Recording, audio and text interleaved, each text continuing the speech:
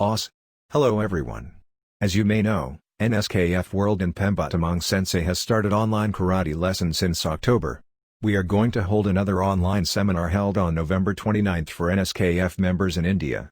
If you are interested in applying the online seminar, please contact NSKF India to join us. Today, we have interviewed Stuart Kirby Sensei, who wrote the book entitled Finding the Way, A Journey Through Life and Karate. This is a book about Tamang Sensei's journey through life and karate. Stuart Sensei told us how he became acquainted with Tamang Sensei and how he has started karate trainings with Tamang Sensei. In Stuart Sensei's words, they were life-changing memories. The story is very interesting and full of passion for karate, and it may make you wonder, what is karate? What is karate in life? At the end of the video, Tamang Sensei answered interview questions such as why did Tamang Sensei start online karate lessons, the online seminar in such a difficult time? Why karate now? What Tamang Sensei would like to teach through online seminars. Now let's watch the video. Us, everyone. Us. I'm Okamura, a member of NSKF World. Today, I would like to interview Tamang Sensei and Stuart Sensei. When did you start karate? Well, I started karate when I was about 12 years old in England, and I trained with a number of senseis there, who inspired me in some ways to go to Japan to learn about real karate, traditional Japanese karate. Traditional Japanese karate. Yes, and so I was very fortunate, and actually it was quite an interesting situation, because when I got to Japan, I hadn't really done any research on where I would go. I didn't really know much about Shotokan because my style in England was a bit different. So it was just the only research I did was I looked in the Lonely Planet guide, and I selected in the Lonely Planet guide, and this is quite a bizarre story. I'd selected the JKA telephone number, and I rang the JKA telephone number, and this is what I remember. I rang the JKA telephone number, but I got through to the KWF, and I think that was the first time I spoke to either Yoshiko-san, or maybe Kawasaki Sensei, and I guess because I didn't speak any Japanese, and their English was I think there was maybe some confusion, and I asked where the training was, and I went along to KWF thinking it was the JKA. So it's interesting because life is funny. You go in one direction, and then somehow you end up in a different direction. And I was very fortunate enough to walk into that dojo, and there was a number of very famous senseis which I didn't really know about at the time. And of course, I was very fortunate enough to meet Tamang Sensei there. Tamang Sensei there. It was by accident that I was led to my sensei now, Tamang Sensei, who is, undoubtedly the greatest inspiration in my life. So it was interesting, that, by accident, I find myself. Because of the accident? Yeah. You got to know the Tamang Sensei. Like I say, I came from an organisation in England that didn't really, it wasn't so connected to any, Japanese organisation. So I just, I had no recommendations from my sensei to go and train with, the JKA or JSK or anyone. I just kind of went along and just looked in the Lonely Planet guide and selected the organisation at the top there. So I was in a lot of ways very ignorant about, what I was going to let myself in for, and, what to expect and who should contact. And, but, I'm very grateful that it fell, that destiny brought me to Tamang Sensei and now the NSKF. I see. Life is strange then.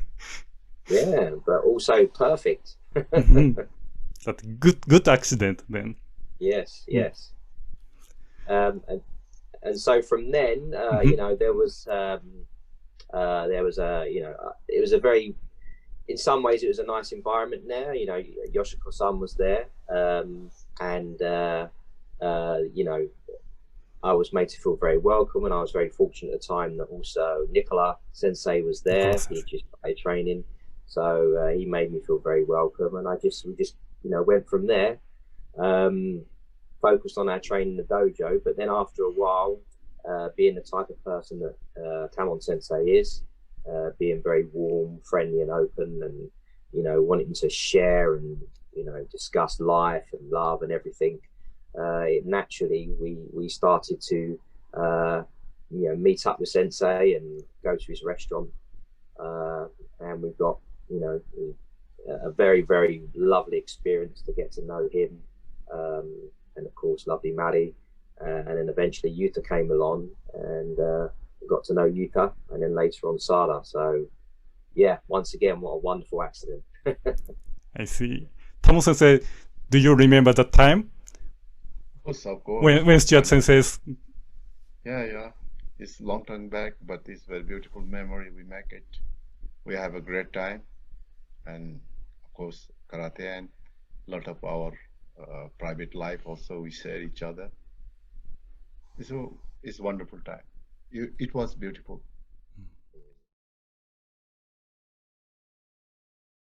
There was always hard training, and one of the things I remember most was obviously we did some very hard training in the dojo itself, but we also just naturally through spending time with each other, there was always opportunities. I remember being somewhere, I can't remember exactly, but we was in the countryside together, and Nicola Sensei was there, and we were staying in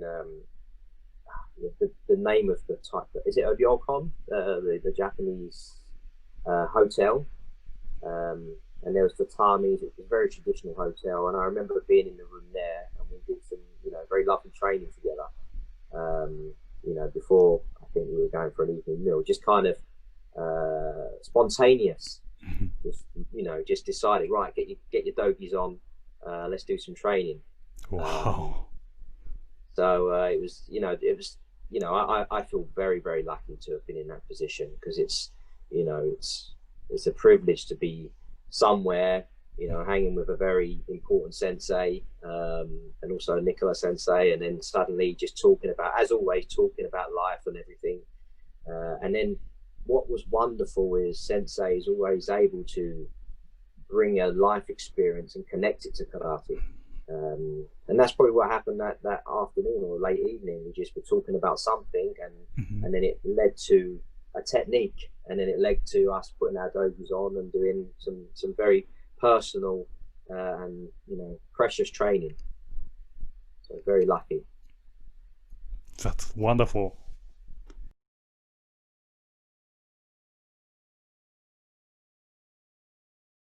For me, and the thing I love most about it is the crossover in real life. To me, what I was experiencing my karate before I came to Japan, and even to some degree in Japan until I started training more fully with Sensei, is that a lot of my techniques had too much in them. So,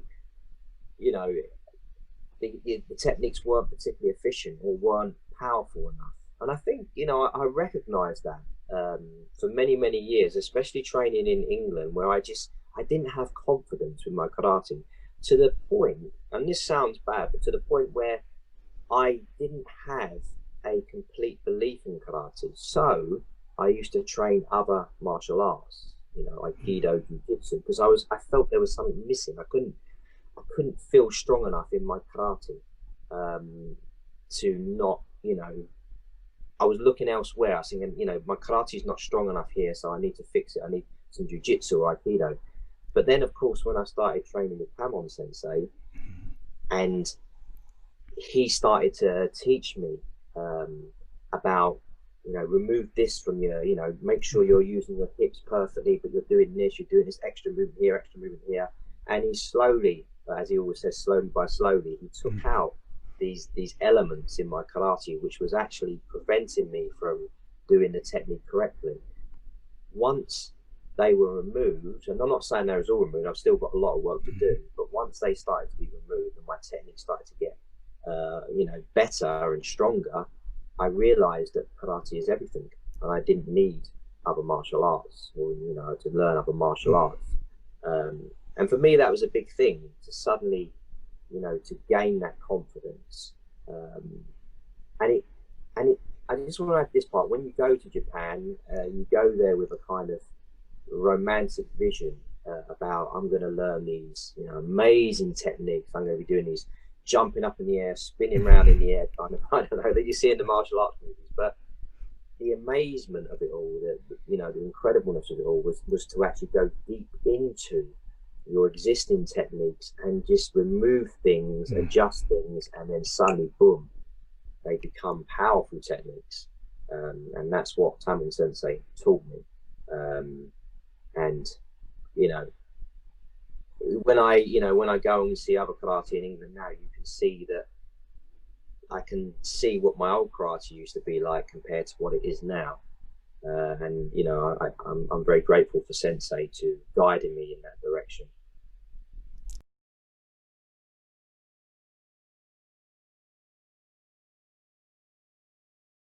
Is there anything you try to teach through karate? I don't have very particular idea to teach life and karate. I don't know, but I'm trying to dip always with training and the person who training with me. So I try to make them to understand that karate should be have to be support your lifestyle. Karate is not only to make to exercise good techniques or whatever is strong, but behind, with your training, you have to make your confident in your life, and you have a confidence of the what you're going to do. So this is the, I think I'll try to always teach like this. I think, but this is not I'm thinking to do like that. It comes very naturally. Because I meet Stuart, so I meet Stuart. Stuart, what need this time? So that is, it comes natural. I go to with Stuart very deeply, and we share each other everything, and we try to be what do you say? We try to find the point what we looking for. So that's our ideas. I mean, we are very deep when we start the training. So only. Techniques only strong only, so that's everyone, maybe you can do everywhere, but I think our karate should be like that, to make happy to yourself, to make confidence to yourself. Yes. Anything. This is right, Stuart? Yes, I think it may be for you because it's so natural for you. You're a natural teacher of life and karate. So for you may say, I don't try to do this or do that. I just go deep. But so yeah, it's interesting. You don't you don't necessarily realize what impact or how powerful your teaching is. But after many years, I've looked back on it and thought, wow, the lessons that I've come away with have been incredible. And I was talking about the taking of the small technique, the little elements in my techniques and removing them. It's the same in my head.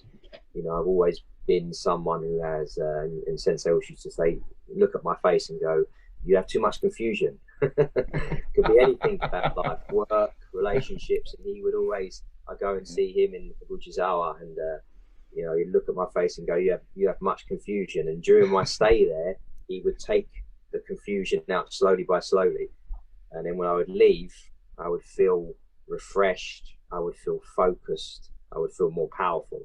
And so it was a physical thing he was doing, also a mental thing he was doing, and so naturally. So thank you. It was an incredible experience, Sensei. It was an incredible experience. Thank you. It was very much appreciated. Stuart-Sensei, thank you very much for sharing with us about your episode with Tamang Sensei. Well, actually, it all came from an experience that that I had with Sensei. You know, it was typically I was in Kabuchizawa. We'd done some very, you know, amazing training, and then as always, you know, Sensei always had more energy and he wants to go into nature. And at the time, Yuta was very young, and I remember, you know, me, Sensei, and Yuta, we went off, you know, into the forest, into the mountain bits, by a river, and it was there that we was kind of, you know, walking up through this river, and the water in the river was getting stronger and stronger, and we were jumping across rocks. And I remember Sensei was holding Yuta, but he had such confidence, you know, and he was making large, bigger jumps, and I was following behind as much as I could.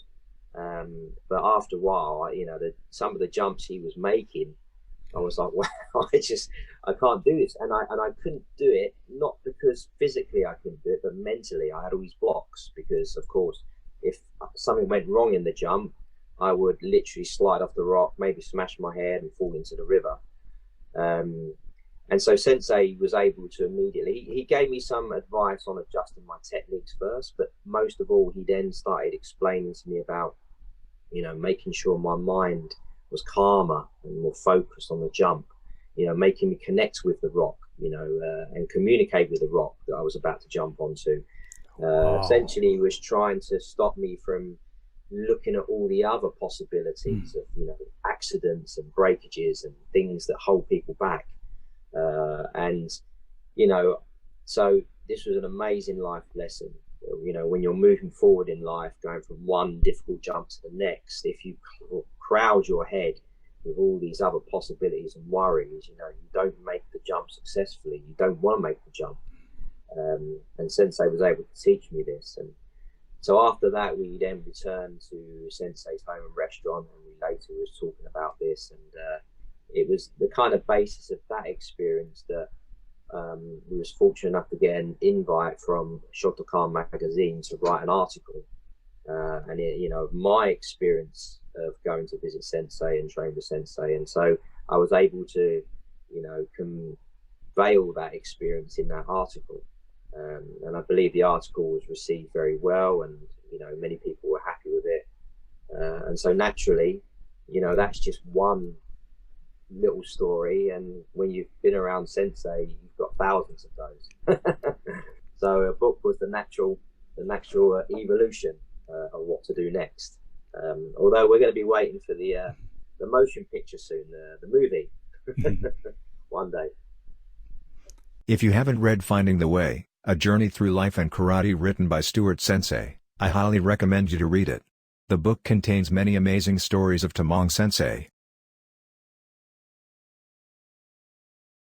Tamang Sensei, Yes. you've just started webinar, Yes. online seminar, Mm-hmm. and you started teach karate online. Okay. Yes. What made you decide to start teaching karate online in this situation? Actually, you know that the situation is very atmosphere all over the world is very something. What do you say? People are not freedom of the mind, mental, and there is something pressure of life, style change, and looks everything's very what do you say? Very dark vision. And as my experience, so in private situation also something like that. But I believe so. You should be how to confidence yourself, and how to make your inner lightening your heart, to make how to you can how you can be able to make you happy yourself, not depending anybody, but you have to do how to make your peaceful your heart. So in my experience, 51 years karate, so I feel to be karate makes me to give me energy to face the situation. So I think that's why this is, I think I have to share the more people. I have to what my experience. This is my duty to do to share everyone. If people can understand what I'm thinking, people understand how do I build. So that's why this webinar is some good things to make message to everyone. What is the karate? Why karate give me the this much energy, and why karate is in my life was very important part. That's the things. Tamang Sensei, thank you. Thank you very much. We are going to hold another online seminar held on November 29th for NSKF members in India. If you are interested in applying the online seminar, please contact NSKF India to join us. Could you give us your thoughts, idea about Tamang Sensei's webinar? Well, I think as Sensei was saying, you know, there's so many people around the world that, you know, are finding the current situation very difficult, the lockdown situation, and not just the lockdown situation, but, you know, times are changing. Technology has changed how we experience our life. You know, young children in particular spend a lot of time on their phones, and, you know, they suffer with concentration issues and focus and many things. In fact, I teach in a college. I teach young people, and I find that there's a lot of issues there. And so, you know, Sensei, what he offers is a more solid way of experiencing life. You know, being able to use something like karate to find your true self. To not be so distracted all the time with technology and, you know, games and whatnot, and TV and this kind of thing, but to, you know, to use something like karate to find your true soul. So, you know, for people across the world, these webinars will be very, very helpful and useful, you know, over the coming months and years, to not only learn about karate, but how we can best live our life through karate, and find peace, focus and harmony, I think, which is what a lot of people are searching for, and what I was lucky to find, you know, when I used to visit Sensei in Kabuchizawa. I was able to find that and have that sense of peace and be reminded about the important things in life. Now, as members of NSKF, we can't all suddenly travel to Sensei and spend all this time with them. We'd love to, but I guess the next best thing to that will be these online seminars. And I'm sure it'd be a great help for people's lives. And I feel very privileged to be included in the first one. So thank you, Sensei. Thank you, Okamura-san, and Yoshiko for that as well. It's a great honor. Stuart Sensei, thank you very much. Tamang Sensei, Yes, please. could you give a message to NSKF members Yes. who are interested in the Tamang Sensei's upcoming seminars? All NSKF member. So I have to like to see everyone again. So if everybody join, so I love to train together, and it try to make exchange energy each other. So this is main things. Not mean the seminar I'm teaching, but I need to energy from my all members of NSKF also. So let's do together to make powerful energy. Let's enjoy together. That's my message. Us! Us. Thank you very much. Us. Thank you. Tamang Sensei, Stuart Sensei, ありがとうございました。Thank you very much. Us. Thank you. You're welcome. Thank you. Thank you. Us. In fact, Corona disaster is not over yet. However, we still can do our best. NSKF World hold webinars. We can even practice karate through online. Let's hang in there together, Oz.